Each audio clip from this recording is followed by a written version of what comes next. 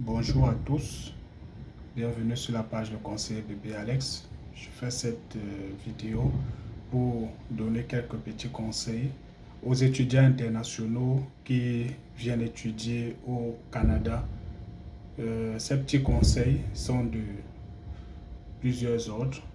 Nous avons d'abord sur le plan personnel un conseil à prodiguer, sur le plan académique, sur le plan administratif. Ces conseils, vous devez les prendre au sérieux et vous en approprier afin de ne pas subir les pressions de dernière minute et aussi à avoir à payer des sommes faramineuses auprès des personnes dont vous allez faire recours pour certains services. Le premier point, quand vous arrivez au Canada, vous devez d'abord conserver vos documents. Ça, c'est sur le plan pratique, sur le plan personnel. Vous devez conserver très bien vos documents.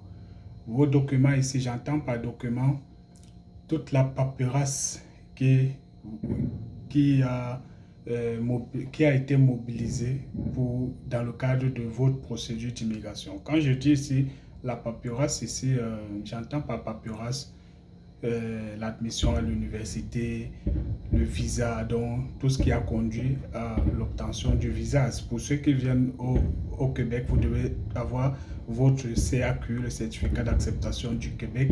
Vous devez aussi avoir votre permis d'études, toujours quelque part votre passeport aussi, toujours bien conservé.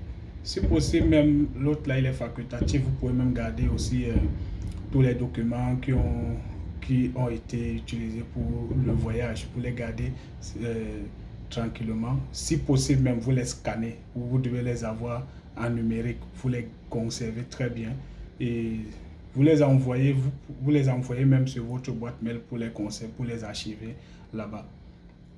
L'autre point, c'est quoi? C'est que quand vous arrivez au Québec, conservez vos documents. Maintenant, pour l'hébergement aussi, vous devez... Bon, je suppose que l'hébergement a déjà été géré en amont. Donc, soit vous allez résider en résidence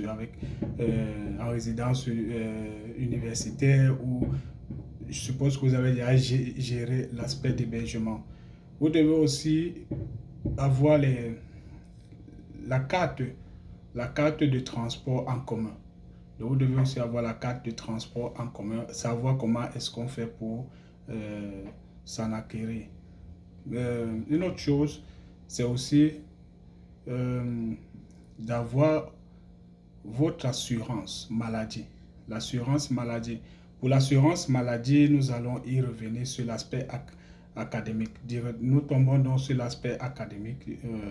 D'ailleurs, sur le plan académique, le conseil que je peux vous donner, c'est déjà de connaître tous les différents services de votre établissement, dans l'établissement dans lequel vous êtes, dans tous ces différents services. Et tous les services sont importants, mais le plus important est plus celui qui gère les étudiants internationaux.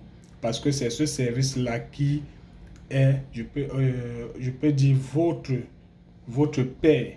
Donc, c'est lui qui connaît toutes les procédures administratives qu'il faut pour, pour vous tout au long de votre programme, tout au long de votre procédure et tout. Donc, vous devez être proche d'eux. Vous devez connaître aussi le service aux étudiants qui concerne l'aide à la réussite. L'aide à la réussite c'est un grand service. Le service à l'aide à la réussite, nous avons ici l'aide financière, le volet des bourses, le volet de l'accompagnement sur le plan financier des étudiants qui en ont besoin. Il y a des programmes pour ça. Donc, vous devez connaître comment est-ce que ça se passe. L'autre chose sur l'aide aux étudiants, sur l'aide à la réussite, c'est le fait que si vous avez aussi des difficultés d'accommodation, de compréhension de certains cours et même d'adaptation, il y a des services pour ça. Il y a des services de psychologues, il y a des psychologues, il y a des conseillers d'orientation, des conseillers pédagogiques, etc. Donc, vous devez connaître ces services-là. C'est très important. Quand je finis avec maintenant sur le plan virtuel ou numérique, vous devez connaître toutes les plateformes de votre école. Parce que l'école a une plateforme. Vous avez un compte étudiant qui est numérique, vous devez connaître vos mots de passe. Un conseil, ayez un petit carnet. Moi, j'ai toujours mon petit carnet où je mets toutes mes informations importantes, surtout les mots de passe et tout que je conserve. Si vous ne pouvez pas conserver votre carnet, vous pouvez le saisir sur un fichier Word, vous numérisez ou vous l'envoyez sur votre boîte mail pour que ça soit là-bas. Du genre, si ça se gare un de ces jours, vous pouvez aller le récupérer là-bas. Vos mots de passe ici, j'entends par mot de passe tout ce que vous allez faire dans le cadre soit de votre école, même dans votre procédure d'immigration. Gardez toujours vos mots de passe pour toujours maîtriser l'ouverture de votre compte d'immigration, le compte des étudiants, etc. Donc, conservez-les jalousement. Vous deviez aussi connaître le calendrier de l'école. Vous devez connaître le calendrier de l'école, les sessions, comment elles sont divisées, à quel moment est-ce qu'on va en congé, en vacances, qu'est-ce qui se passe quand on va en vacances, quels sont les droits, quels sont les services dont on a droit, quels sont nos devoirs, et aussi éviter d'être en situation compliquée. Parce que si vous avez un passeport ou un visa qui ne couvre pas l'entièreté de votre programme, sachez que vous devez demander la prolongation de votre visa au moins 3 mois avant qu'il n'expire, avant que votre permis d'études n'expire. Votre passeport, c'est aussi la même chose. Donc, vous commencerez d'abord par votre ambassade ou votre représentation diplomatique pour renouveler votre passeport. Donc, si votre passeport expire vite avant la fin de votre programme, vous devez le faire aussi très vite parce que si votre permis d'études expire bientôt, donc sachez donc que vous devez le faire 3 mois avant l'expiration de votre permis d'études. Ça veut donc dire que votre passeport, vous devez le faire au moins 5 mois avant pour que votre représentation diplomatique réagisse rapidement. Donc, sur le plan académique, je peux avoir oublié certains détails. Peut-être ceux qui y sont et qui tomberont sur ma vidéo vont contribuer, vont aussi amener leur contribution. Mais ce que je peux dire en gros sur le plan académique, c'est de connaître tout ce qui tourne autour de votre école. Surtout les plateformes numériques aussi. Connaissez toutes les plateformes. Il y a il y a la bibliothèque en ligne virtuelle. Il y a tous ces services-là. Dans votre compte, vous avez tous ces titres-là pour avoir accès à ça. Même les offres d'emploi, c'est dans votre site de l'école et tout. Donc, l'école parfois aussi est en partenariat avec certaines structures qui font dans votre domaine. Donc, il faut consulter aussi la banque d'emploi de votre école. Maintenant, sur le plan administratif, quand vous arriverez au Canada, vous avez 2 choses importantes à faire. Allez d'abord faire votre numéro d'assurance sociale qui s'appelle le NAS, donc le NAS, et ensuite ouvrez votre compte bancaire. Donc, vous aurez besoin de votre compte bancaire régulièrement. C'est difficile pour vous d'utiliser toujours votre compte, le compte bancaire de votre pays d'origine parce qu'il y aura des frais d'échange et tout ça pèsera. Donc, vous êtes contraint, vous serez obligé d'ouvrir votre compte bancaire ici là. Maintenant, revenons sur le numéro d'assurance sociale.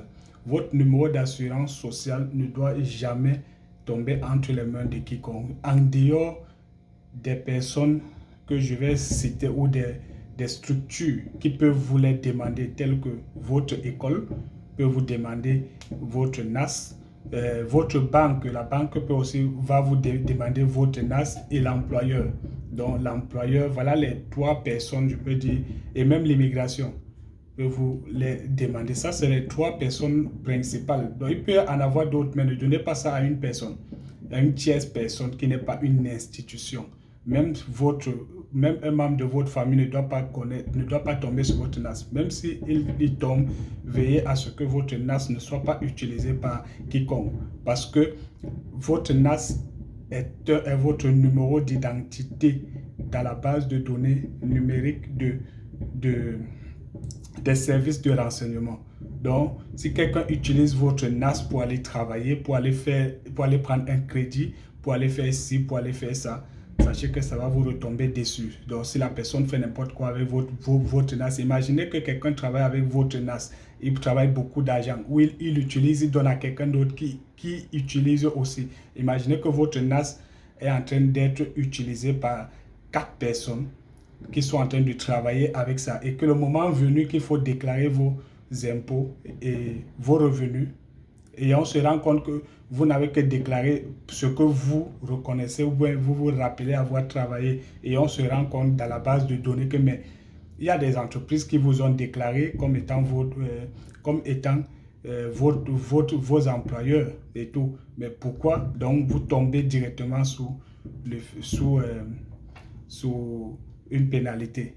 Donc vous serez interpellé et c'est des procès. Il faudra encore toute une procédure, toutes des enquêtes pour qu'on se rende compte que c'était peut-être quelqu'un qui avait piraté ou qui avait usurpé votre identité. Ça va mettre long et vous serez en situation compliquée. Si vous êtes encore un international, un étudiant international qui n'a pas encore sa résidence, vous serez en difficulté. Vous pouvez même être expulsé. Donc faites très attention avec vos documents, surtout votre NAS. Votre carte, votre banque aussi va vous remettre des cartes. Donc une carte chèque et une carte Visa. La carte Visa est beaucoup plus comme un crédit, on appelle ça carte de crédit. La carte de crédit est beaucoup plus comme ça s'appelle, un crédit que la banque met à votre disposition, que vous pouvez utiliser. Mais vous remboursez quand il le faut. Donc, il faut souvent regarder aussi votre compte mobile et tout, votre compte bancaire mobile pour voir les échéances de paiement. Dans la majeure partie des cas, les banques sont compréhensives et ne prélèvent pas souvent de l'argent aux étudiants. Donc, pour ça, vous ne payerez pas certaines charges, surtout les frais d'entretien et tout. Vous avez souvent toute la période de votre programme où la banque ne vous prélève rien et tout. Mais le crédit, il faut payer parce que si vous avez un crédit, par exemple, la banque vous donne un crédit de 500 ou de 2000, vous utilisez. Dès que vous atteignez déjà le sommet, vous ne pourrez plus l'utiliser, il faut rembourser pour pouvoir encore, il faut l'approvisionner. Donc, sachez aussi comment utiliser votre carte bancaire. Sur ça, on va revenir sur une autre échéance, une autre vidéo pour vous donner des conseils de comment utiliser sa carte bancaire. Donc, c'était quelques points concernant les conseils pour les étudiants internationaux qui viendront étudier au Canada dans quelques semaines. Sur ce, nous vous souhaitons déjà la bienvenue et je vous invite à vous abonner sur la page du conseiller Baby Alex. À la prochaine.